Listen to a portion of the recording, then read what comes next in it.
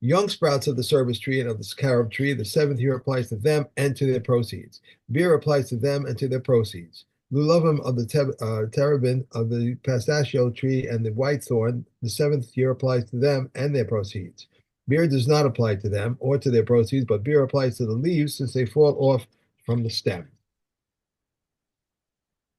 The rose, cypress, ketuf, and lotus, the 7 year applies to them and their proceeds. And Reb Shimon says the 7th year does not apply to ketuf, so it is not a fruit. If a new rose has been preserved in old oil, the rose may be taken. If old and new, it is subject to beer. If new carobs have been preserved in oil, old wine, or an old and new, they are subject to beer. This is the general principle. If it imparts flavor, and there are two kinds, it is subject to beer. But when one of the same kind, whatever the quantity, the 7th year renders forbidden, whatever the quantity. And if the same kind, but of different kinds, is impart flavor. Okay. Okay. All right, Perikles. Klal Gadol Amru B'Shvius. So there is another big principle that they say with respect to Shvius. Okay. Um, and Kol Hamiyuchad Lemachal Adam. If something is generally eaten specifically by people. Okay.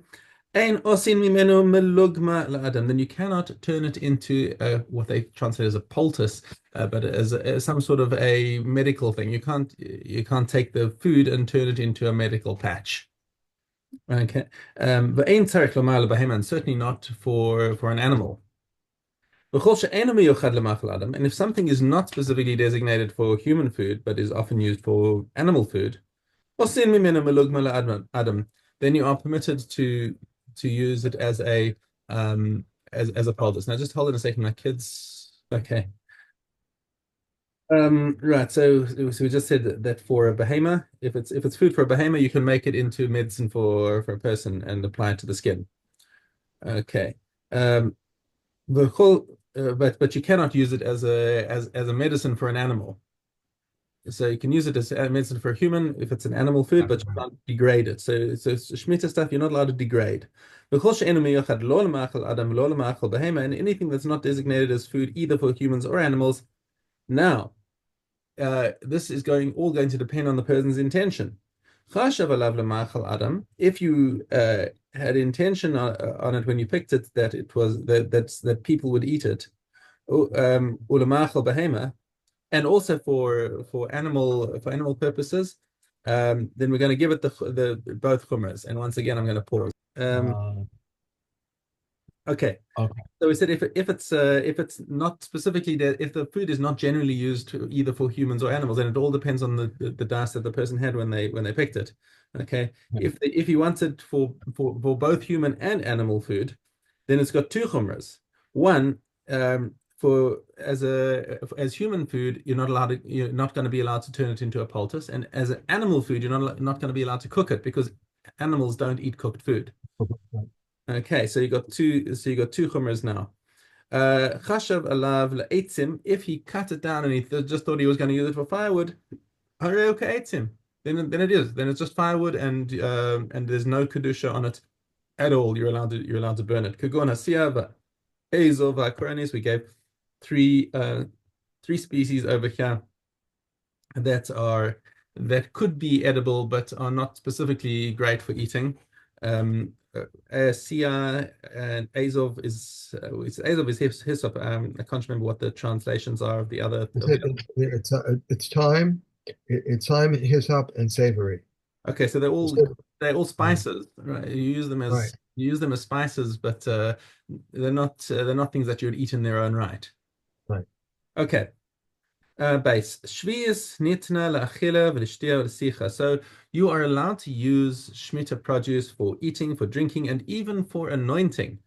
But with the rider that le'echol davar shedar kol le'echol.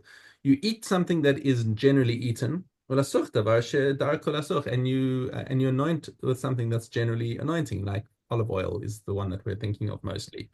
Okay. Lo yasuch yain v'chometz. You should not take wine or vinegar that come from Shemitah grapes, and use that to rub on your skin because that's not the normal use. The normal use is to consume it. Mm. Okay. Aval. Sahu es hashemen, but oil is very commonly used for rubbing on the skin. Even though you also use it for food, but it's a very common and acceptable use to use oil for your skin. V'chein b'shuma u'v'ma'aseh sheni. The same applies not just to Shvius produce, but also to truma. If a kohen receives truma, he and ma'aseh sheni that you use in Yerushalayim, that you're not allowed to waste it. So, but if you have oil, you're allowed to rub it on your skin. Kal mehem Shvius.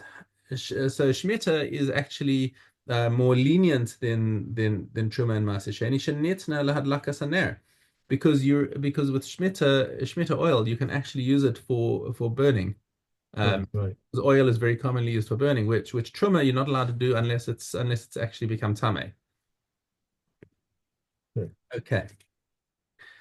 Ein mochrin peiros shvius lo b'mida v'lo b'mishkal.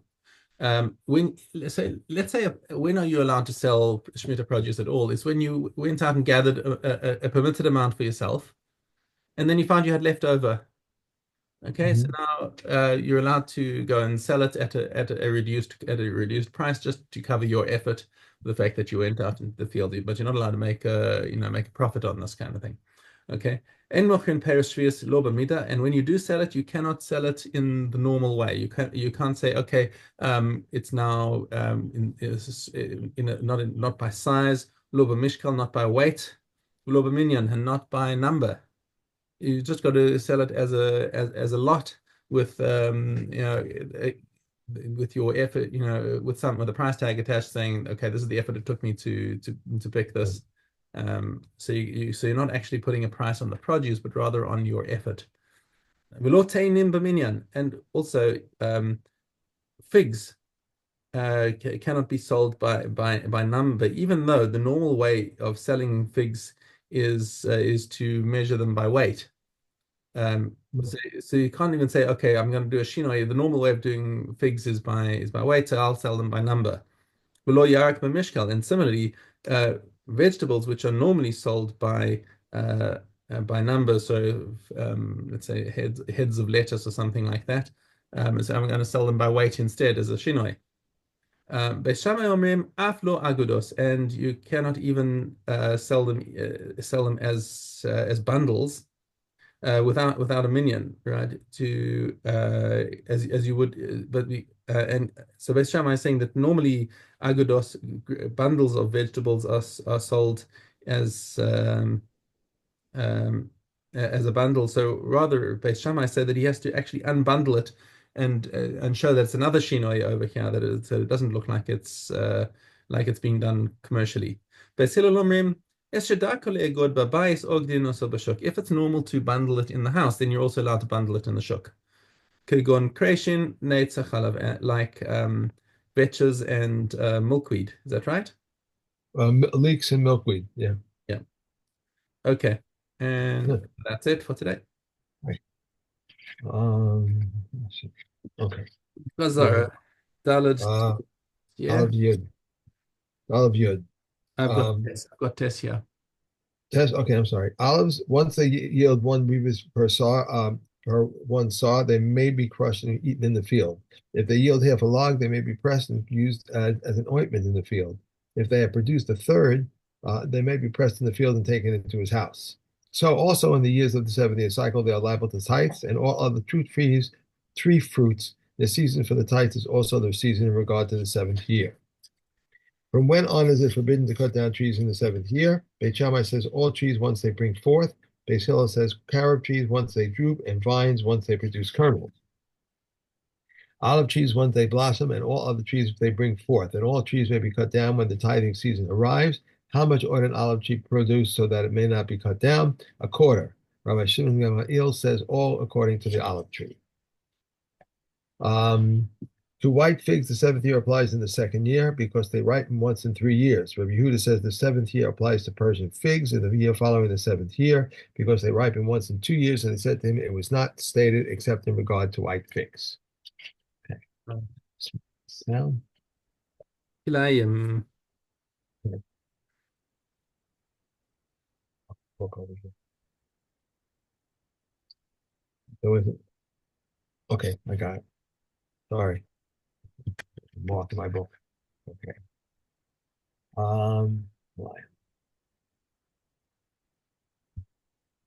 Okay. The lion. Dalid, Gimel Dalid.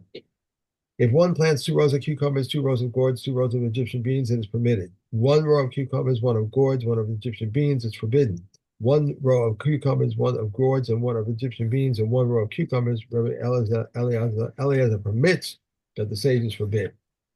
One may plant a cucumber in a gourd in one hollow, provided this leans to one side and the other leans to the other side. The tips of the leaves of one lean to one side, and the tips of the leaves of the other to the other side, because wherever the sages forbade, they decried only on account of appearances.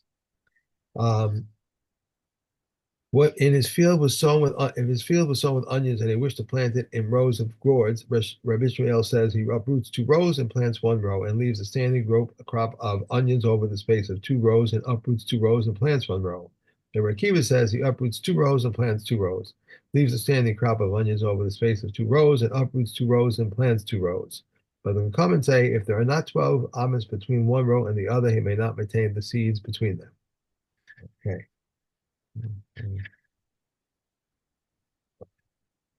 And we are on to Tavayom.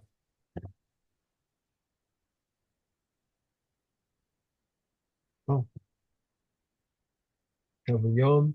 If a porridge and flat cake were made of kulin and oil of chuma was floating on top of them, and the Tavayom would touch the oil, he was rendered puzzle only the oil. But if he stirred it, whatever the oil floated in it is rendered puzzle. Regarding sacrificed meat upon which a layer of sediment congealed, if the Tavayom touched the sediment, the pieces of meat are permitted.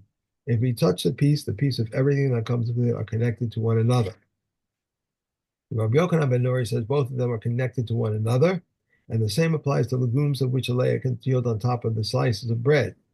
Legumes are prepared in a pot. When the legumes are separate, it is not considered a connection. When they form a mass, it is considered a connection. If there were many masses, they are counted. If oil was floating on top of wine and the temple yom touched the oil, he has rendered puzzle only the oil, and Rabbi Yochanan ben Nuri says both of them are connected to each other. If a barrel sank into a pit containing wine and a temple yom touched it, if he touched it from the rim of the barrel and inward, it is considered a connection. If he touched it from the rim of the barrel and outward, it is not a connection. If Yochanan ben Nuri says even if the level of wine in the pit above the barrel is equal to the height of a person, and he touched the wine directly above the mouth of the barrel, it's considered a connection. Okay. Okay. And Caleb. Okay. Hey, regarding a worn-out sifter or sieve that was prepared for sitting, Reb Kiva rules it tame, but the common room at tahor unless one trims it. A child's chair that has legs, even if it lacks the height of the handbreadth, is tame. Concerning a shirt of a child, Reb Eliezer says any size, but the sages say until he has the prescribed size and it is measured double. There are measured double, a shoe, knee breeches, pants, a hat, and a hollow belt. Regarding a patch that he attached to the to the border, if it is unfolded, it is measured. While it is unfolded, it is doubled. It is measured while it is doubled. If a piece of cloth that was woven to the size of 3 tefachim by 3 tefachim contract in Midrash Tuma, and subsequently one finished the whole piece of cloth, and afterwards one thread was removed from the original piece of cloth, it becomes tahor from Midrash Tuma, but it's tamei due to contact with the midras. If one thread was removed from the original cloth and subsequently one finished the whole piece of cloth, it is tamei due to the contact with midras truma. Yep. Okay. And we are on to Shevi'is.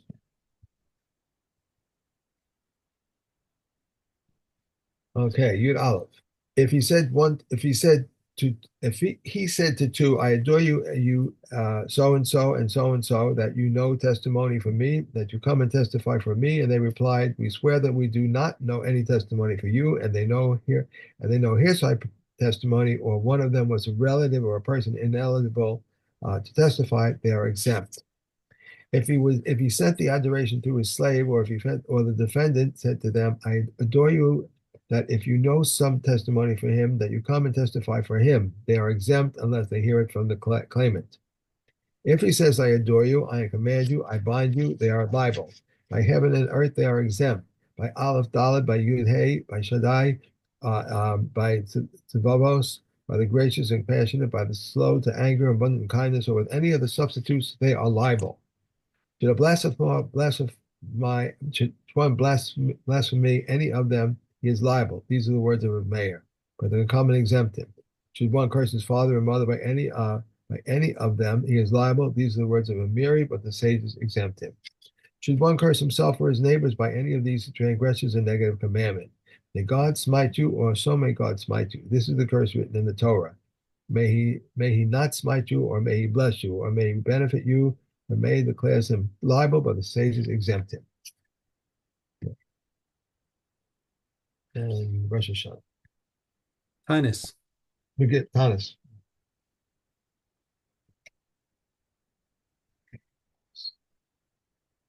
Okay, dollar base.